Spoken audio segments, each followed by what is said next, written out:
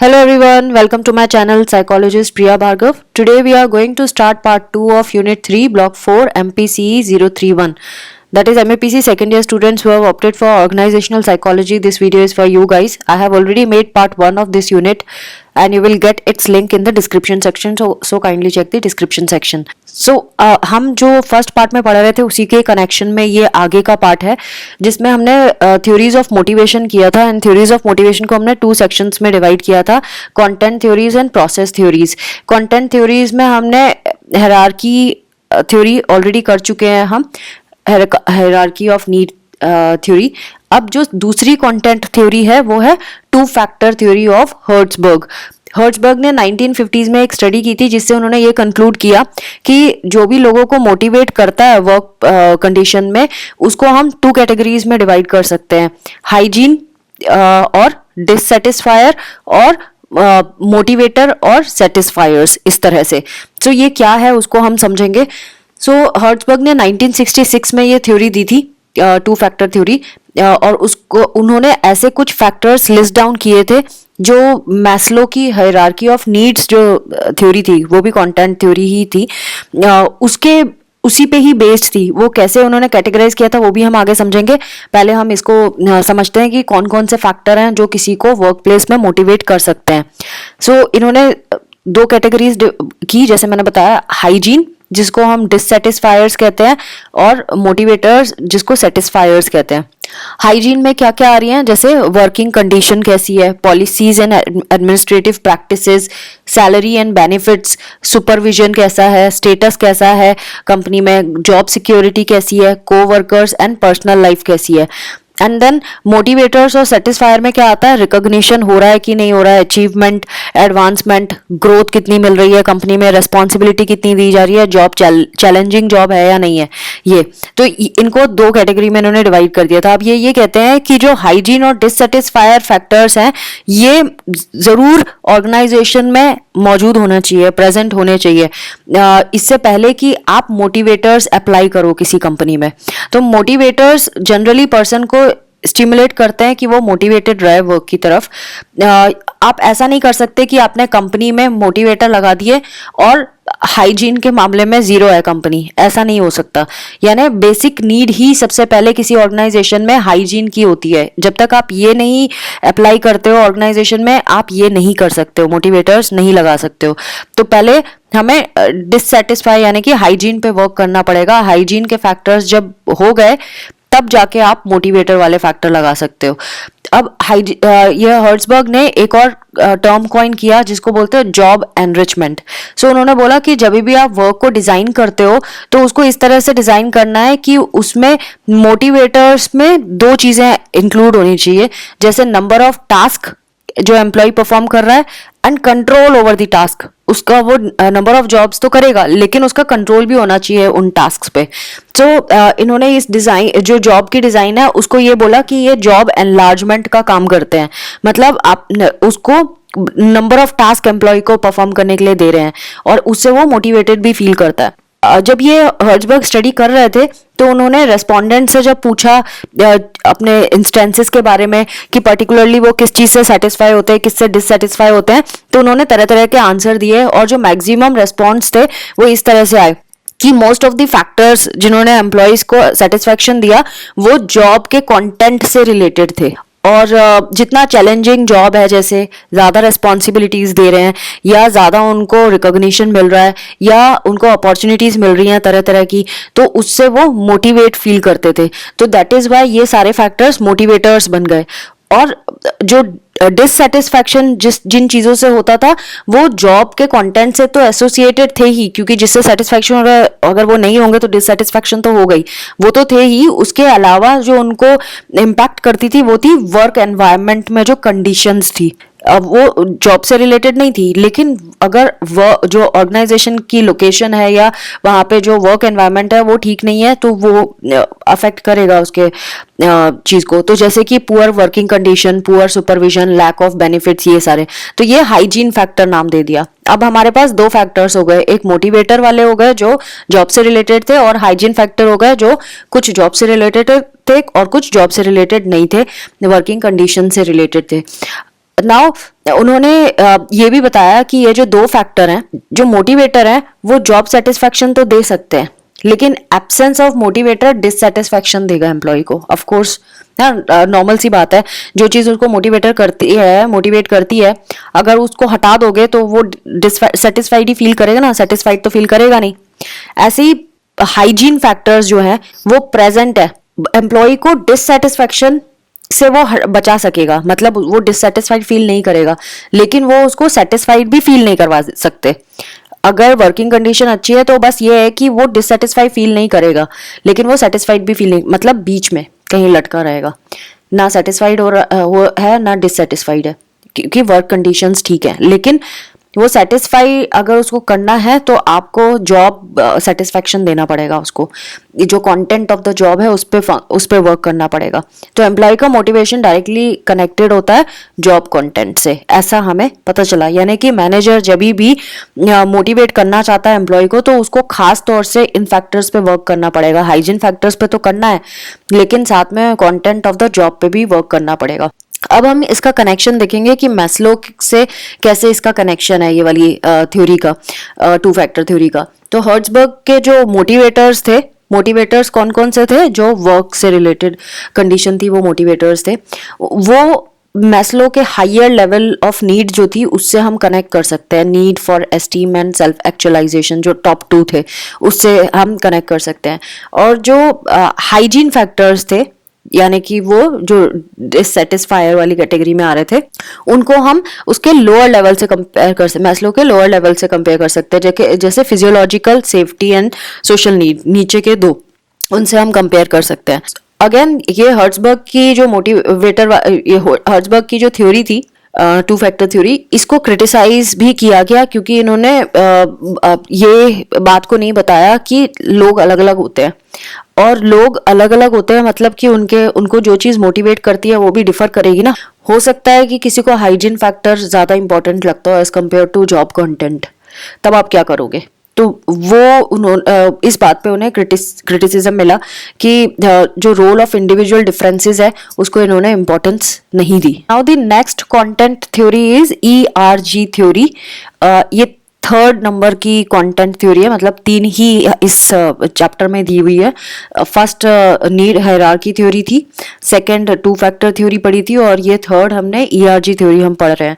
ये क्लेटन एल्डरफर ने दी थी, और इन्होंने ये बोला था कि ये एक्सटेंशन है ये बाकी की 2 थ्योरी जो हम पहले पढ़ चुके हैं, यानी need hierarchy theory and two factor theory, इनका एक्सटेंशन है ये वाली थ्योरी।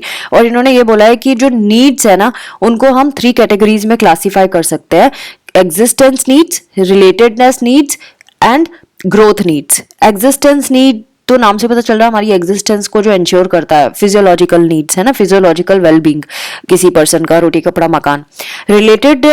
रिलेटेडनेस नीड्स मतलब जहां हमारा दूसरों से रिलेशनशिप के बारे में बात कर रहे हैं, हमारी पर्सनल रिलेशनशिप, उसको स्टैब्लिश करना, उसको मेंटेन करना। एंड देन ग्रोथ नीड, यानी जो हमें ज्यादा प्रोडक्टिव बनने में कंट्रीब्यूट करती है, हमें ज्यादा हायर पोजीशंस पे ले जाने में हेल्प करती है, ज्यादा क्रिएटिव होने में हेल्प करती है, वो ग्रोथ नीड हो गई। तो ये 3 नीड्स है, और इन्होंने अब इस थ्योरी को अगर हम मैस्लो की थ्योरी से कंपेयर करें, एल्डरफर की थ्योरी को, इसको एल्डरफर थ्योरी के नाम से भी जानते हैं, तो अब अगर ERG नहीं आया, एल्डरफर आया, तो अब कंफ्यूज मत होना। अब ये दोनों डिफर कैसे है? मैस्लो ने तो हायरार्की बताया था, लेवल्स बताए थे, इन्होंने लेवल नहीं बताया, इन्होंने क्वांटिनम बताया, मतलब एक स्केल बताया है। और इन्होंने बोला है कि ये तीनों की तीनों नीड ना स्केल पे वेरी कर सकती है, ये तीनों एक साथ एग्जिस्ट कर सकती है डिफरेंट क्वांटिटी में लोगों के अंदर, एंड लोग आगे पीछे भी इसमें मूव कर सकते हैं। यानी कि ये पॉसिबिलिटी है कि लोगों के पास लोअर लेवल नीड जो है वो अलग होगी, एंड हायर लेवल नीड अलग होगी, एंड वो टाइम टू टाइम वेरी करती रहेगी। कभी लोअर लेवल नीड ज्यादा हो जाएगी तो कभी कम हो जाएगी, ऐसे हायर लेवल नीड कभी ज्यादा होगी कभी कम होगी। सो ये वेरी करेगी, और ये सब एक ही स्केल पे लाई करते हैं, इनका कोई लेवल नहीं है। फिर इन्होंने एक और चीज बोली, जितनी भी ये कंटेंट थ्योरीज है ना, इसमें एक चीज कॉमन हमें ये पता चली कि जो पीपल है वो उनकी डिफरेंट नीड्स होती है ना। ये तो सारी थ्योरीज में नीड के बारे में बात की गई है। दूसरी चीज जो इनमें टिपिकल है वो ये कि जो हायर लेवल नीड्स होती है ना, वो ज़्यादा इंसान को मोटिवेट करती है एज कम्पेयर टू जो लोअर लेवल की नीड होती है। यानी जो फिजियोलॉजिकल नीड है वो इतना इंसान को मोटिवेट नहीं करती जितना उसको नेम सेक मैटर करता है, ज़्यादा प्रोग्रेस मैटर करती है। एक और थ्योरी यहाँ पे दी गई है, इसको इन्होंने मेंशन नहीं किया, ये कंटेंट है, ये प्रोसेस थ्योरी है, बट डुगलास मैकग्रिगर 1957 में इन्होंने theory X and theory Y की थी। इसको हम पहले भी पढ़ चुके हैं, जब ये सब्जेक्ट शुरू किया था तब मैकग्रिगर के बारे में बात की थी और इनकी थ्योरी के, बट उसका डिटेल इतना नहीं दिया था जितना अब दे रहे हैं। सो इसको यहाँ से आप पढ़ लेंगे और उसको रिकनेक्ट करेंगे तो आ जाएगा। मतलब इस सिलेबस को कम से कम 2-3 बार तो आपको पढ़ना चाहिए अगर आप पूरा एग्जैक्ट इंफॉर्मेशन रखना चाहते हैं अपने ब्रेन में इस बारे में। Now theory X and theory Y हैं, ये दो अपोजिट परसेप्शंस बताए गए हैं जिस तरह से ह्यूमन बिहेवियर को एक ऑर्गेनाइजेशन लाइफ में देखा जाता है। कैसे लोग जो एम्प्लॉयज हैं उनका बिहेवियर हम नोटिस करते हैं वर्क लाइफ में। सो मैकग्रिगर ने ये कहा कि जो ऑर्गेनाइजेशंस होते हैं और जो मैनेजर्स होते हैं वो या तो थ्योरी एक्स को फॉलो करते हैं या थ्योरी वाई को फॉलो करते हैं। अब वो डिपेंड करता है कि मैनेजमेंट किस तरह का है, उस पर बेस्ड है कि थ्योरी एक्स फॉलो होगी या थ्योरी वाई। अगर थ्योरी एक्स को फॉलो करते हैं तो उसमें ये 4 एजम्पशंस होते हैं। थ्योरी एक्स में क्या बोल रहे हैं, थ्योरी एक्स ये बोलती है कि जो लोग होते हैं ना वो वर्क को डिसलाइक करते हैं और वो अवॉइड भी करते हैं जितना हो सके कि उनको काम ना मिले, ना करना पड़े तो अच्छा है। फिर उन्होंने दूसरा पॉइंट दिया है कि जो लोग हैं उनको कंट्रोल करना पड़ता है, उनको पुश करना पड़ता है काम करने के लिए, डायरेक्ट करना पड़ता है, डराना पड़ता है, पनिशमेंट देनी होती है अगर आप ऑर्गेनाइजेशन के ऑब्जेक्टिव को अचीव करना चाहते हो। थर्ड पॉइंट कहता है कि लोग हमेशा रेस्पॉन्सिबिलिटी से भागना चाहते हैं और वो उनका कोई एम्बिशन नहीं होता या फिर बहुत कम एम्बिशन होता है। वो ये सोचते हैं कि उनको कोई डायरेक्ट कर दे कि ऐसा काम करना है तो हम कर देंगे, नहीं तो हम कोई जिम्मेदारी नहीं लेने वाले, किसी ने बोल दिया ये करके दे दो तो कर देंगे, like that. And then fourth point is people seek security above all else, और उनको सिर्फ लोगों को सिक्योरिटी से मतलब होता है कि भाई हमें फाइनेंशियल सिक्योरिटी मिल जाए, जॉब से रिलेटेड तो फाइनेंशियल सिक्योरिटी मिलती है, बस हमें सिक्योरिटी मिल जाए, दैट इज ऑल। और उनके लाइफ में सबसे प्रायोरिटी यही होता है। सो जब थ्योरी एक्स का एजम्पशन किसी ऑर्गेनाइजेशन में चलता है तो मैनेजमेंट क्या करती है, कंट्रोल करती है एम्प्लॉयज को, उनको बस ये बोलती है काम करके दो, दैट्स इट, डंडा मार के काम करवाती है। थ्योरी वाई जो है उसमें दूसरे तरीके से जो आजकल के ऑर्गेनाइजेशन है थ्योरी वाई को ज्यादा फॉलो करते हैं। फैक्ट्री सेटिंग में आप जरूर थ्योरी एक्स को देखेंगे कि हो रहा है, बट जो थ्योरी वाई है वो एजुकेटेड एम्प्लॉयज के साथ फॉलो की जाती है। वर्क ऐसे ही देखा जा रहा है जैसे कि हम गेम को देखते हैं या रेस्ट को देखते हैं, मतलब work is equivalent to play और रेस्ट, थ्योरी वाई ये कहती है। फिर थ्योरी वाई कहती है कि जो लोग हैं वो सेल्फ डायरेक्टेड होते हैं, उनको वो सेल्फ डायरेक्शन को फॉलो करना चाहते हैं और वो अपने ऑब्जेक्टिव की तरफ कमिटेड होते हैं, यानी they are not lazy, they want to do work, और अपने मर्जी से बहुत अच्छा काम करना चाहते हैं। देन थर्ड पॉइंट कहता है कि अगर ऑब्जेक्टिव की तरफ ये कमिटेड होते हैं तो वो इसीलिए क्योंकि उसके साथ रिवार्ड एसोसिएटेड होता है कि अगर आपने ऑब्जेक्टिव को अचीव किया तो आपको रिवार्ड मिलेगा। सो ये उनका एक रीजन हो सकता है कि वो क्यों ऐसा करते हैं, काम की तरफ क्यों फोकस्ड होते हैं। नेक्स्ट इज ये रेस्पॉन्सिबिलिटी सीख भी करते हैं और एक्सेप्ट भी करते हैं। अगर इनको कोई रेस्पॉन्सिबिलिटी दी जाए तो ये अच्छे से निभाते हैं उसको, और अगर नहीं दी जाती है तो ये मांगते हैं हमें रेस्पॉन्सिबल वर्क दो, हमें ऐसा काम दो जिसमें हम रेस्पॉन्सिबिलिटी ले सके। नेक्स्ट इसमें जो क्रिएटिविटी, इमेजिनेशन, ये बहुत ज़्यादा होती है, ज़्यादातर लोगों में देखने के लिए मिलेगी आपको।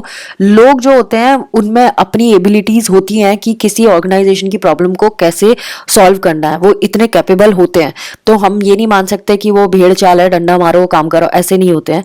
उनका खुद का दिमाग होता है और वो कर सकते हैं। And last is people have potential, लोगों में पोटेंशियल होती है, वो अपने पोटेंशियल को अचीव कर सकते हैं। अब जो ऑर्गेनाइजेशन थ्योरी वाई को फॉलो करते हैं उसमें मैनेजमेंट का रोल होता है कि वो एम्प्लॉयज को मोटिवेट करें, उनको रियलाइज करवाएं कि उनमें ये पोटेंशियल है और वो अब कॉमन गोल की तरफ अपनी पोटेंशियल को यूज करके बढ़ सकते हैं। जो बॉस होते हैं वो थ्योरी एक्स अप्रोच को फॉलो करते हैं और जो लीडर्स होते हैं वो थ्योरी वाई को अप्रोच करते हैं। Next is Maslow, Herzberg and McGregor की जो थ्योरीज हैं वो कैसे एक दूसरे से अटैच्ड है वो यहाँ पे बताया है। जैसे हर्ट्जबर्ग की जो थ्योरी थी वो माइक्रो वर्जन कही गई है मैस्लो की थ्योरी से।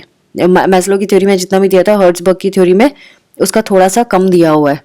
एंड देन ये वर्क एनवायरनमेंट में को फोकस करती है हर्ट्जबर्ग की 2 फैक्टर थ्योरी।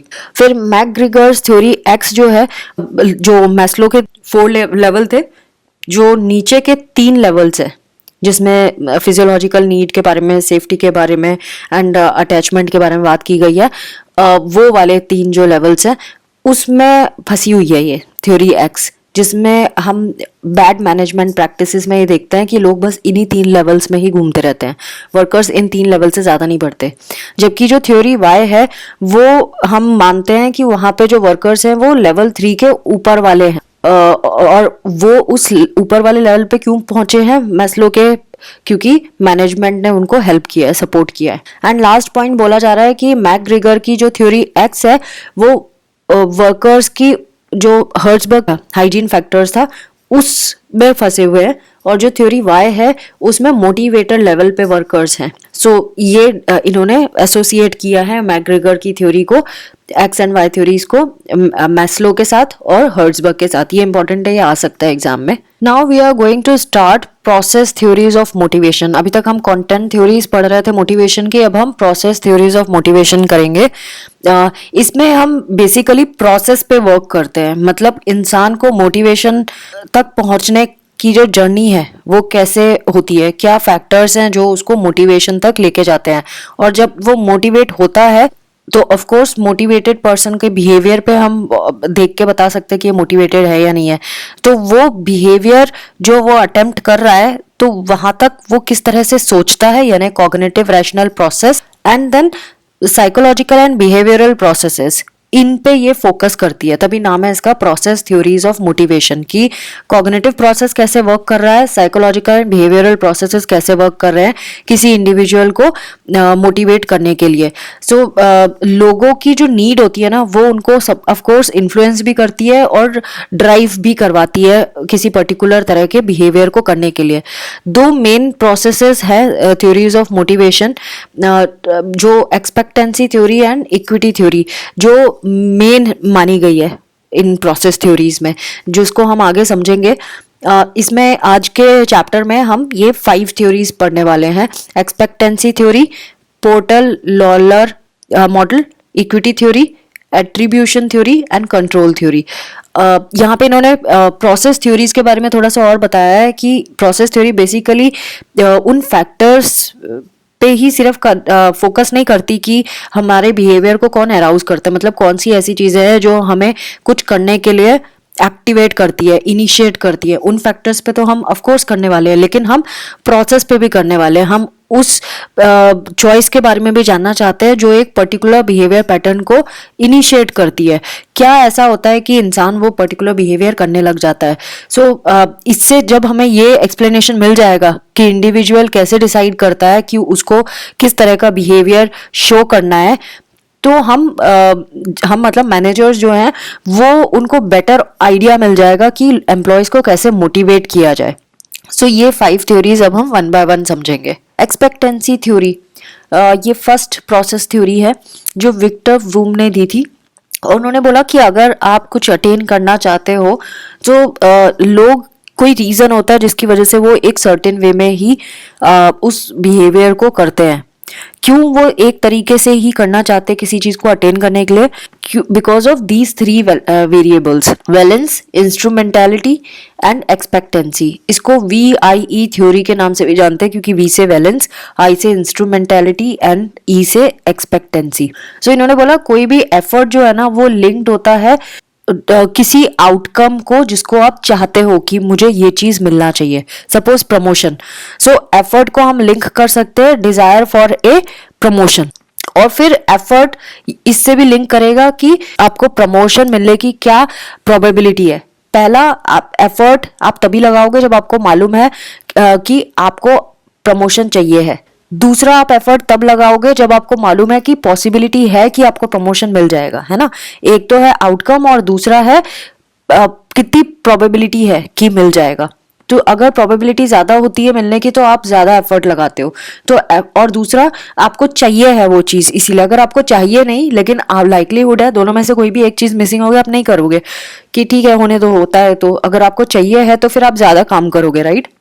सो इन्होंने यही बताया कि कोई भी इंसान जब ये देखता है कि जो चीज आपको चाहिए है वो प्रोबेबिलिटी है कि आपको मिल जाएगी और वो अट्रैक्टिव भी है, आप चाहते भी हो कि वो आपको ये चाहिए है, ये आपके पास होना चाहिए, और आपको ये भी पता है कि उस तक कैसे पहुंचना है। जैसे सपोज प्रमोशन उन्हीं को मिलेगा ना जो हाई परफॉर्मर्स है। सो करने का तरीका क्या है प्रमोशन तक पहुंचने का? हार्ड वर्क, परफॉर्मेंस अच्छी दोगे, एंड देन ये बिलीव करना कि आप एक्चुअली हार्डवर्क कर सकते हो। आप हार्डवर्क करोगे तो तीन चीजें हो गई इसमें। पहला, प्रमोशन चाहिए। दूसरा, प्रमोशन के लिए परफॉर्मेंस अच्छी होनी चाहिए। और तीसरा कि आप अच्छी परफॉर्मेंस तो करते हो और आगे भी आप अच्छी परफॉर्मेंस दे सकते हो सो दैट आपको प्रमोशन मिल जाए, तो आपका मोटिवेशन एक्टिवेट हो जाएगा। सो इन्होंने यही बोला है कि तीन चीजें जरूरी होते हैं। पहला कि क्या प्रोबेबिलिटी है आपको मिलने की और कितना अट्रैक्टिव है वो चीज, प्रमोशन ऑफ कोर्स अट्रैक्टिव है। एंड देन क्या तरीका है वहां तक पहुंचने का। एंड थर्ड कि आप बिलीव करते हो कि आप कर सकते हो वो चीज, तो वो आपको मोटिवेट कर देगा। अब विक्टर व्रूम ने इसी चीज को अपने तरीके से समझाया है। एक्चुअली जो थ्योरी बोल रही है वो क्या बोल रही है कि इंडिविजुअल का मोटिवेशन डिपेंड करता है 3 वेरिएबल्स पे: फोर्स, वैलेंस, एक्सपेक्टेंसी। फोर्स मतलब वही इंस्ट्रूमेंटेलिटी को इन्होंने फोर्स बोला है। वैलेंस का मतलब होता है कितनी स्ट्रेंथ है इंडिविजुअल की वो पर्टिकुलर आउटकम के लिए, मतलब वो कितना स्ट्रांगली चाहता है कि उसको वो मिले, यानी प्रमोशन, सपोज प्रमोशन। तो वैलेंस का मतलब होता है कितनी स्ट्रेंथ है आपकी चाहत की कि आप वो प्रमोशन लेना चाहते हो। तो वो जो वैल्यू होती है ना इंडिविजुअल जो उस पर्टिकुलर चीज को देता है वो बहुत मैटर करता है मोटिवेशन के लिए। ऑफ कोर्स आप जिसको जो चीज चाहते हो आप उसके लिए जी जान से लग जाते हो, राइट। तो अगर आपके अंदर बैलेंस है, मतलब आप उसके लिए प्रेरित हो, आप चाहते हो कि आपको मिले, तो वो पॉजिटिव बैलेंस माना जाएगा। You want to have this outcome. And अगर नहीं है तो वो जीरो हो जाएगा। अगर किसी में जीरो है इसका मतलब ये है कि ना तो वो चाहता है, वो इनडिफरेंट है, ना वो चाहता है और नहीं भी मिलेगा तो भी चलेगा, मिलेगा तो भी चलेगा, लाइक दैट। इंस्ट्रूमेंटालिटी यानी जिसको यहाँ पे फोर्स बोला गया है, ये वो डिग्री है जो लाइकलीहुड है कि फर्स्ट लेवल आप करोगे तो आपको सेकंड लेवल मिलेगा। मतलब कि ये परफॉर्मेंस की बात कर रहे हैं, प्रमोशन परफॉर्मेंस से कनेक्टेड है, तो परफॉर्मेंस करना पड़ेगा। आपको मालूम है मीडियम ये है, आप परफॉर्मेंस करोगे तब आप जाके प्रमोशन पे पहुंचोगे। नाउ एक्सपेक्टेंसी, अब आपकी प्रोबेबिलिटी, जैसे कि हम प्रमोशन के लिए तो बहुत लोग लायबल होते हैं, लेकिन आप फिर ये देखते हो क्या मेरी सीनियरिटी है क्या। अगर आपकी सीनियरिटी भी है तो आपकी प्रोबेबिलिटी बढ़ जाती है वो होने की। तो इन्होंने एक्सपेक्टेंसी को वही बोला है कि कितनी एक्सपेक्टेंसी है कि आप वहां तक पहुंच भी पाओगे। तो प्रोबेबिलिटी 0 to 1 ही होती है। 0 मतलब नहीं मिलना और 1 मतलब मिलना। तो जब आप सर्टेन होते हो कि आपके हार्डवर्क से आपको प्रमोशन की प्रोबेबिलिटी 100% हो जाती है तो आपका वो डिजायर्ड आउटकम अचीव कर पाओगे आप। और अगर ये 0 है प्रोबेबिलिटी, दैट मीन्स आपको डिजायर्ड आउटकम नहीं मिलेगा, आपको प्रमोशन नहीं मिलेगा। तो इंडिविजुअल को ये प्रोबेबिलिटी देखना पड़ता है कि it should be greater than 0। कभी कभी बीच में भी होता है कि मेरे साथ एक और कॉम्पिटिटर है, वो भी सेम सीनियरिटी का है, सेम परफॉर्मेंस देता है, तो फिर वो ऐसी सिचुएशन है 50-50 वाली सिचुएशन हो जाती है, राइट। सो ये कुछ फैक्टर्स है जो आपको मोटिवेट करते हैं। तो एक्सपेक्टेंसी जो है ये रिलेटेड होती है एफर्ट्स फर्स्ट लेवल आउटकम के, और इंस्ट्रूमेंटालिटी जो होती है जिसको हम फोर्स कह रहे हैं वो first level outcome to second level outcome से रिलेटेड होती है। सो इन्होंने यहाँ पे ये इक्वेशन से बताया है। अगर कोई पर्सन, जैसे मैंने प्रमोशन का एग्जांपल दिया था, अगर उसको प्रमोशन चाहिए तो उसको मालूम है कि और वो चाहता है, ये बैलेंस का काम करेगा, कितनी स्ट्रेंथ है प्रमोशन की। एंड देन हाई परफॉर्मेंस जो है वो उसको प्रमोशन तक ले जाएगी, मतलब उसको इंस्ट्रूमेंटालिटी भी मालूम है कि कौन सा रास्ता है वहां तक जाने का। एंड देन एक्सपेक्टेंसी, अगर वो हार्ड वर्क कर रहा है, बहुत अच्छी परफॉर्मेंस दे रहा है, तो उसको मालूम है कि वो वहां तक पहुंच ही जाएगा। एंड इन तीनों का जो कॉम्बिनेशन होगा वो हमें मोटिवेशन देता है। तो यहाँ पे valence into instrumentality into expectancy is equal to motivation. तो जो पर्सन है वो ये तीनों एलिमेंट्स को कंसीडर करेगा इससे पहले कि वो डिसाइड करे कि कितना एफर्ट लगाना है उसको गोल तक पहुंचने के लिए। हर एक पर्सन का जो ये तीनों का कॉम्बिनेशन है ये अलग अलग होता है, सेम इससे अलग अलग होता है और यूनिक होता है, सबका एक जैसा नहीं होता। कईयों में एक्सपेक्टेंसी ज़्यादा होती है, कई लोगों में वैलेंस ज़्यादा होता है, कई लोगों में इंस्ट्रूमेंटालिटी ज़्यादा होती है। सो शॉर्टकमिंग्स भी इसमें जो इस थ्योरी में हम देख रहे हैं वो ये है कि ये हमें स्पेसिफिक सजेशन नहीं दे रही कि ऑर्गेनाइजेशन को एक्चुअली कैसे मोटिवेट करना है। उसने सिर्फ ये इक्वेशन दे दिया और बोला कि भाई खुद ही सोच लो अपने आप। सो इसमें अगर हम कंक्लूजन निकाले तो कंक्लूजन ये निकलता है, जो इंडिविजुअल्स होते हैं will only act when they think that they have a good chance of getting what they want. इंसान तभी काम करता है जब उसको पता होता है कि ये जो वो चाहता है उसकी प्रोबेबिलिटी ज़्यादा है मिलने की, उसको ज़्यादा चांसेस है कि वो चीज़ मिल जाएगी जो वो चाहता है, तो वो ज़्यादा विलिंग होता है करने के लिए। Then effort alone is not enough, has to be exercised with ability and skill. आप सपोज मेहनत करे जा रहे हो और आपको उस बारे में कुछ भी नहीं पता, उस काम के बारे में कुछ नहीं पता, आप बस मेहनत कर रहे हो, तो आपको नहीं मिलेगा। आपको पहले स्किल्स एंड एबिलिटीज भी डेवलप करनी पड़ेंगी अपने ऊपर। Job satisfaction is derived from effective job performance and not other way round. जब आप जॉब परफॉर्मेंस अच्छी देते हो, ऑर्गेनाइजेशन के पर्सपेक्टिव में बता रहे हैं, आपने अगर अच्छा जॉब परफॉर्मेंस दिया है तभी तो आपको जॉब सेटिस्फैक्शन मिलेगी। ऐसा तो नहीं है कि आप आराम से बैठे हो ऑफिस में और आप बोल रहे हो कि मैं सेटिस्फाई फील नहीं करता। अरे सेटिस्फाई कैसे फील करोगे, काम ही नहीं कर रहे तुम तो। Next is job design is therefore of crucial importance. तो आप क्यों इंटरेस्ट नहीं ले रहे हो काम पे, क्योंकि जॉब डिजाइन जो है वो वैसी नहीं है जैसे जो आपको इंटरेस्ट दिलाती है। तो जॉब डिजाइन पे वर्क करना पड़ेगा ऑर्गेनाइजेशन को कि जॉब डिजाइन वो ऐसी बनाए कि एम्प्लॉय इंटरेस्ट ले अपने काम पे, उसके स्किल एंड एबिलिटी के अकॉर्डिंगली उसको काम दिया जाए। पोर्टर लॉलर मॉडल, ये lemon porter and Edward Lawler ने दिया था और ये एक्सपेक्टेंसी थ्योरी जो हमने ऊपर पढ़ी है उसका ही एक्सटेंशन माना गया है।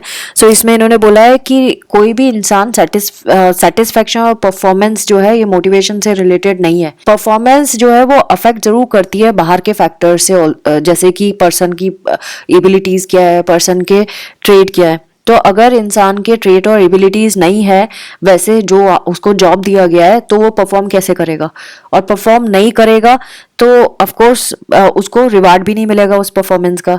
और रिवार्ड बेसिकली जब उसी के मन का मिलेगा तब जाके वो मोटिवेटेड फील करेगा और सेटिस्फाइड फील करेगा। लेकिन अगर रिवार्ड उसके मन का नहीं है, उसकी पर्सनैलिटी से कोरिलेट नहीं करता या उसकी नीड से कोरिलेट नहीं करता रिवार्ड, तो वो सेटिस्फाइड फील नहीं करेगा, ना ही मोटिवेटेड फील करेगा। सो इन्होंने यही बोला है कि जो इंसान परफॉर्मेंस करता है उसका कोई कनेक्शन नहीं है सेटिस्फैक्शन से। एक व्रूम थ्योरी के बारे में भी यहाँ पे बात की गई है। जो व्रूम की थ्योरी है वो ये कहती है कि if valued rewards stem from high performance, people will automatically associate satisfaction with performance and will be motivated. उन्होंने बोला है कि अगर वैल्यूड रिवार्ड जो है वो हाई परफॉर्मेंस की वजह से मिलता है तो लोग ऑटोमेटिकली अपना सेटिस्फैक्शन को परफॉर्मेंस से रिलेट कर लेंगे और वो मोटिवेट हो जाएंगे। जबकि पोर्टर एंड लॉलर इन्होंने ये बोला है कि जो सेटिस्फैक्शन है वो हमेशा परफॉर्मेंस को नहीं लीड करती है, उल्टा है इसका, परफॉर्मेंस से सेटिस्फैक्शन आता है। उन्होंने ये बोला है कि जब कोई इंसान परफॉर्म करता है तो वो सेटिस्फाइड फील करता है अगर उसको जो रिवार्ड सिस्टम है वो इफेक्टिव हो, यानी वैसा रिवार्ड हो जो उसके मन का है, जैसे मैंने पहले बताया। सो इन्होंने फिर यहाँ पे पूरे पैराग्राफ में इन्होंने यही चीज़ बताई है कि ये जो रिवार्ड स्ट्रक्चर होता है किसी ऑर्गेनाइजेशन का वो इस तरह से बनाना चाहिए जो लोगों को मोटिवेट करता हो, सो दैट वो परफॉर्म करे। अगर रिवार्ड इफेक्टिवली लिंक कर दिया जाए परफॉर्मेंस से, और परफॉर्मेंस में भी कैसे इंसान परफॉर्म कर पाएगा, जब उसके पास रोल क्लैरिटी होगी, उसको पता होगा कि क्या टारगेट है, क्या करना है उनको काम में, एंड उसके बाद फिर वो परफॉर्म कर पाएंगे, क्योंकि अब उनको ये भी पता है काम क्या करना है, उनको ये भी पता है कहाँ तक पहुंचना है, गोल क्या है। जब ये क्लैरिटी होगी तो वो परफॉर्मेंस देंगे तो वो सेटिस्फाइड फील करेंगे, एंड और सेटिस्फाइड इसीलिए भी फील करेंगे क्योंकि एक इफेक्टिव रिवार्ड मिलेगा उनको, and that will lead to motivation. तो मोटिवेशन फिर ऑटोमेटिकली आएगा जब उनसे जो एक्सपेक्ट किया गया है वो जानते हैं उनसे क्या एक्सपेक्टेशन है, और फिर वो मोटिवेटेड भी फील करेंगे परफॉर्मेंस के लिए।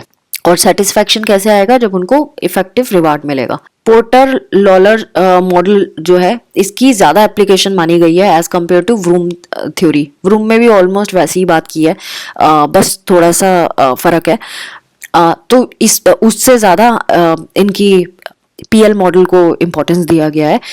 सो इसमें मैनेजर्स को ये रिवार्ड सिस्टम का कंसेप्ट समझना पड़ेगा और इसी को यूज करके वो एम्प्लॉयज को मोटिवेट कर सकते हैं। तो जो कॉग्निटिव प्रोसेस है ना, वो इम्पोर्टेंट रोल प्ले करता है सेटिस्फेक्शन के लिए। तो अलग अलग लोगों के लिए रिवार्ड अलग अलग होता है, सेटिस्फेक्शन भी अलग अलग होता है। तो इसीलिए ये इंडिविजुअलाइज्ड करना चाहिए जो भी रिवार्ड सिस्टम रखते हैं। Now equity theory. Equity theory again social psychologist Stacy Adams ने दी थी और इनका मेन फोकस यही था कि लोग ना जस्टिस और फेयरनेस को सेंस करते हैं, एम्प्लॉयज इस चीज को सेंस करते हैं। तो ये थ्योरी कहती है कि जो लोग हैं वो उनका मोटिवेशन डिपेंड करता है डिग्री ऑफ इक्विटी पे। लोग परसीव करते हैं कि वर्क सिचुएशन में वो कहाँ स्टैंड करते हैं, वो कितने सेटिस्फाइड है, और उनका सेटिस्फैक्शन आता है जब ये देखते हैं कि जो उनका इनपुट और आउटपुट है वो बैलेंस्ड है। मतलब कि उन्होंने एफर्ट्स, उनके इनपुट है और आउटकम मतलब कि जो उन्हें मिल रहा है उनके हार्डवर्क से। यार इनपुट्स में आ जाएगा उनकी क्वालिफिकेशन, उनका एक्सपीरियंस, उनकी सोशल स्पेशल एबिलिटीज जो भी है, और आउटपुट हो जाता है उनकी सैलरी और उनको जो भी बेनिफिट ऑर्गेनाइजेशन दे रहा है। अगर ये दोनों बैलेंस्ड है तो उसको इक्विटी समझ में आ रही है कि हाँ इक्वल है, सब दोनों चीजें बराबर हैं, जितना दे रहा हूं उतना मिल रहा है, राइट। लेकिन इसके लिए लोग और भी काम करते हैं, ये कंपेयर करते हैं। लोग रेगुलरली कंपेयर करते हैं अपने आउटकम इनपुट रेशो को दूसरे रेलिवेंट लोगों से, आउटकम इनपुट रेशो उनके। जैसे रेलिवेंट लोग क्या क्या हो गए, उनके फ्रेंड्स हो गए, कोलीग्स हो गए, नेबर्स हो गए, जो सेम ऑर्गेनाइजेशन में है या दूसरे ऑर्गेनाइजेशन में है, उनसे ये कंपेयर करते हैं। एंड देन वो खुद की पोजीशन जो अभी की है और जो पहले थी सेम ऑर्गेनाइजेशन या दूसरे ऑर्गेनाइजेशन में, उसका भी रेशो ऐसे ही कंपेयर करके देखते हैं। तो इक्विटी अगर हो रही है तो पर्सन ये सोचता है कि ठीक है जो मिल रहा है वो सेटिस्फाइड है उससे। लेकिन अगर इनइक्विटी होती है, उसको इम्बैलेंस समझ में आता है कि जो पर्सन का आउटकम इनपुट रेशियो है वो अलग है एज कंपेयर टू रेलिवेंट दूसरों से जिनसे उसने कंपैरिजन किया है, तो इक्विटी टेंशन क्रिएट हो जाती है। अब दो कंडीशन हो सकती है, या तो अंडर रिवार्डेड होता है या ओवर रिवार्डेड होता है। अगर इंसान अंडर रिवार्डेड है मतलब वो इनपुट्स उसके ज्यादा हैं और आउटकम उसको कम मिल रहा है, दैट मीन्स अंडर रिवार्डेड, मेहनत ज्यादा कर रहा है, आउटकम उसको उतना नहीं मिल रहा। तो उससे क्या होगा, उसको एंगर आएगा, उसको टेंशन होगी, वो और इस तरह से गुस्से को वो किसी और तरीके से निकालने का, कैसे निकालेगा वो भी हम आगे समझेंगे। एंड अगर वो ओवर रिवार्डेड है, ओवर रिवार्डेड उसको गिल्ट फील कराएगा कि हाँ मैं तो कम मेहनत कर रहा हूँ लेकिन मुझे पैसा बहुत मिल रहा है। कई लोगों का आपने सुना भी होगा, कई लोग बोलते हैं मैं मेहनत तो बहुत कम करता हूँ, मुझे पैसा बहुत अच्छा मिल रहा है, तो वो ओवर रिवार्डेड है।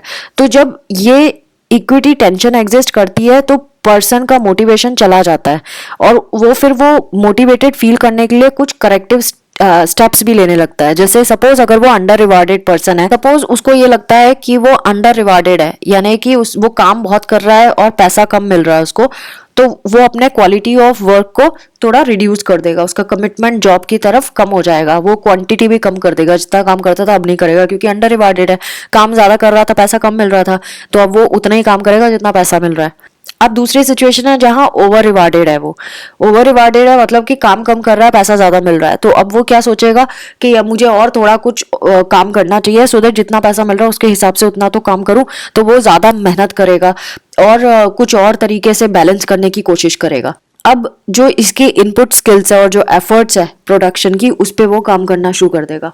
आउटपुट में क्या, आउटकम में क्या आ जाता है, उसकी सैलरी आ गई, फ्रिंजेस, स्टेटस, ये सारे बेनिफिट्स आ जाते हैं। सो ये चीज़ों पे वो कोशिश करेगा बैलेंस करने की। इक्विटी थ्योरी एक और चीज़ देखती है कि लोग कैसे परसीव करते हैं एम्प्लॉयमेंट में कि फेयरनेस है या नहीं है सिचुएशन, उस पर्टिकुलर सिचुएशन में कि क्या ये चीज़ें फेयर हो रही हैं या नहीं हो रही हैं। अगर उसको इनइक्वालिटी समझ में आती है तो उसके बिहेवियर में चेंज आएगी, मतलब कि inequality leads to behavioural change. तो इंडिविजुअल ये भी बिलीव करते हैं कि अगर उन्हें अनफेयरली ट्रीट किया जाएगा, जब वो को वर्कर्स से अपने आप को कंपेयर करेंगे तो वो इन तरीकों से बिहेव कर सकते हैं। नंबर 1, वो अपने एफर्ट कम कर देंगे, प्रोडक्टिविटी कम कर देंगे, सो दैट वो जितना उनको रिवार्ड मिलता है उससे वो मैच कर सके। सेकंड, वो ज़्यादा पैसा मांगेंगे अपने मेहनत का, या फिर वो लीगल एक्शन भी ले सकते हैं। थर्ड, वो अपना परसेप्शन जो है खुद का उस सिचुएशंस के लिए चेंज कर देंगे, वो किसी और तरीके से सोचना शुरू कर देंगे। इसके बारे में हम पहले भी पढ़ चुके हैं, इफ़ यू रिमेंबर। उसमें ये इसके बारे में ज़्यादा डिटेल दिया है कैसे परसेप्शन चेंज करते हैं। जैसे कि वो बोलेंगे कि नहीं, हम तो उससे कंपेयर करें ना जो हमारे से कम पोजीशन में और हमसे ज़्यादा मेहनत करता है, ऐसे कंपेयर अपना परसेप्शन चेंज करने की कोशिश करेंगे। एंड फोर्थ, ये हो सकता है कि वो रिज़ाइन कर ले या छुट्टी ले ले जॉब से। सो अनइक्वल ट्रीटमेंट जब भी स्टाफ से होता है तो वो उसको डीमोटिवेट कर देता है। और इस थ्योरी की एक लिमिटेशन बताई है यहाँ पे, ये किसी को भी गाइडलाइंस नहीं देती है, किसी भी ऑर्गेनाइजेशन को ये नहीं बताती है कि कैसे आप इक्विटी को रिस्टोर कर सकते हो। अगर इनइक्विटी है तो इनइक्विटी को इक्विटी में कैसे बदल सकते हैं, क्या करें ये। लेकिन सोशल कंपैरिजन की इंपॉर्टेंस जरूर बताती है। ये बताती है कैसे कॉग्निटिव प्रोसेसेस रिस्पॉन्सिबल होते हैं हमारे मोटिवेशन के लिए। कुछ और भी कंटेम्प्रेरी थ्योरीज के बारे में बात की है जो थ्योरीज ऑफ मोटिवेशन से रिलेटेड है, जैसे attribution theory, control theory, agency theory. ये भी हम समझेंगे आगे। सो ये जो प्रोसेस थ्योरीज होते हैं ना, इनका मेन काम होता है cognition and rational thought process के बारे में समझना कि कैसे वो मोटिवेशन से कनेक्टेड है। फिर WIHF यानी कि what's in it for me, ये एक टर्म यूज किया है। तो इसमें इनके कहने का मतलब ये है कि लोग जो हैं उनको WIFM जानने की ज़रूरत है कि what's in it for me, यानी लोगों को अगर ये क्लैरिटी हो कि कौन से स्टेप्स लेने हैं और वो बिलीव करते हैं कि ये स्टेप लेने से गोल तक वो पहुंच सकते हैं और वो वाकई उस गोल तक पहुंचना चाहते हैं, वो काम आराम से करते हैं, खुशी खुशी करते हैं। उनके जॉब में फेयरनेस एंड इक्विटी है तो वो और अच्छे से मोटिवेटेड होकर करते हैं। नाउ एट्रीब्यूशन थ्योरी, जैसे हमने पढ़ा था प्रीवियसली कि हम ये 3 थ्योरीज के बारे में पढ़ेंगे, attribution theory, control theory and agency theory. Attribution theory को समझेंगे पहले। एट्रीब्यूशन थ्योरी ये कहती है कि कोई भी इंडिविजुअल है ना, वो उसका जो बिहेवियर है वो हम इस तरह से परसीव कर सकते हैं कि उसके एक्सटर्नल और इंटरनल फैक्टर्स उसको किस तरह से इन्फ्लुएंस करते हैं, यानी वो किस तरह से परसीव करता है कि एक्सटर्नल और इंटरनल फैक्टर्स कैसे हैं उसकी लाइफ में। अगर एक्सटर्नल और इंटरनल फैक्टर्स सपोर्टिव हैं तो वो मोटिवेटेड फील करेगा अपने काम की तरफ। अब इंटरनल और एक्सटर्नल फैक्टर्स क्या है वो हम देखेंगे। इंटरनल फैक्टर्स होते हैं जो पर्सनल उसके एट्रीब्यूट्स हैं, जैसे उसकी एबिलिटीज, उसके एफर्ट्स, उसकी एजुकेशन, ये सब जो उससे रिलेटेड है, पर्सनली उससे रिलेटेड है। एक्सटर्नल फैक्टर्स वो होते हैं जो बाहर के एनवायरनमेंट में चीज़ें हो रही है, जैसे economic condition, government policies, weather, ये सारी चीज़ें एक्सटर्नल फैक्टर्स होते हैं। सो पर्सन का जो बिहेवियर होता है वो इन चीज़ों से इन्फ्लुएंस करता है, एक्सटर्नल और इंटरनल फैक्टर्स से। स्पेसिफिकली वो किस तरह से एक्सटर्नल और इंटरनल फैक्टर्स को परसीव करता है और उसी हिसाब से उसका मोटिवेशन रहेगा। अगर उसका परसेप्शन जो है वो डायरेक्टली इम्पैक्ट होता है इन चीज़ों से तो वो अपना ज़्यादा एफर्ट लगाएगा। सपोज वो ज़्यादा सपोर्टिव है, सारे एक्सटर्नल इंटरनल फैक्टर्स को लगता है कि ये सारी चीज़ें मेरे सपोर्ट में है, तो वो ज़्यादा विलिंग होगा काम करने में, आउटकम तक पहुंचने में, और वो मोटिवेटेड भी फील करेगा। Now control theory. Control theory कहती है कि इंसान का जो बिहेवियर होता है वो इन्फ्लुएंस करता है, कैसे परसीव करता है अपने लाइफ के डिफरेंट एस्पेक्ट्स को, कितना वो अपने लाइफ पे खुद का कंट्रोल महसूस करता है। अगर इंसान को ऐसा लगता है कि उसकी लाइफ में होने वाली चीज़ों का कंट्रोल उसके हाथ में है तो वो मोटिवेटेड फील करता है। अगर पर्सन ऐसा परसीव करता है कि उसका जो कंट्रोल है लाइफ से वो हट गया है और लाइफ में जो भी हो रही हैं चीज़ें वो उसके कंट्रोल में नहीं है, तो वो फिर मोटिवेटेड फील नहीं करेगा। कंट्रोल थ्योरी नाम से ही पता चल रहा है कि ये बताता है कि इंसान कितने लेवल पे ये समझता है या परसीव करता है कि उसका कंट्रोल अपनी लाइफ में कितना है और जो लाइफ में हो उसके बिहेवियर का जो आउटकम है उस पर उसका कंट्रोल कितना है। अगर उसको ये लगता है कि वो 100% कंट्रोल में है उसकी लाइफ का भी और जो आउटकम आता है उसके बिहेवियर का उस पर भी, तो वो मोटिवेटेड फील करेगा। अदरवाइज अगर ऐसा नहीं महसूस करता है वो, तो वो स्ट्रेस्ड फील करेगा अपने जॉब में और उसका मोटिवेशन भी काफ़ी लो रहेगा। The last theory of today's video is agency theory.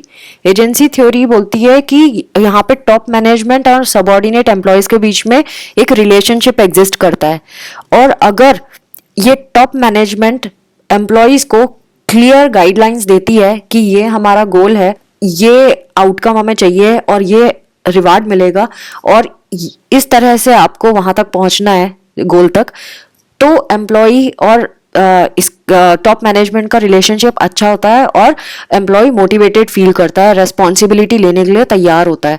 लेकिन अगर ये कंफ्यूजन है एम्प्लॉय के अंदर कि भाई रास्ता क्या है, कैसे जाएंगे, यानी कि डाइवर्जेंस है दोनों के आइडियाज में, मैनेजमेंट एंड सबऑर्डिनेट के बीच में, और कंफ्यूजन है, तो ऑफ कोर्स वो मोटिवेटेड नहीं फील करेगा, रेस्पॉन्सिबिलिटी नहीं लेने की कोशिश करेगा। सो इसमें मेन एजेंसी की बात की गई है कि जो प्रिंसिपल है और दूसरा है एजेंट। एजेंट कौन है? सबऑर्डिनेट को हमने एजेंट की तरह एड्रेस किया है और जो टॉप मैनेजमेंट है उसको प्रिंसिपल की तरह रिप्रेजेंट किया है। तो ये जो एजेंसी रिलेशनशिप है, मतलब प्रिंसिपल और एजेंट के बीच में जो रिलेशनशिप है, वो मेजर रोल प्ले करती है किसी की परफॉर्मेंस पे। तो अगर डाइवर्जेंस है तो पुअर परफॉर्मेंस होगी, अगर कन्वर्जेंस है तो अच्छी परफॉर्मेंस होगी। तो रिस्पॉन्सिबिलिटी इंसान तभी लेता है जब उसको क्लियरली पता है, प्रिंसिपल ने बताया है एजेंट को कि क्या ऑब्जेक्टिव रहेंगे, आउटकम क्या होंगे और रिवार्ड क्या मिलेगा, तो वो इंसान मोटिवेटेड रहेगा। तो friends, this was all about part 2 of unit 3 block 4 MPCE 031।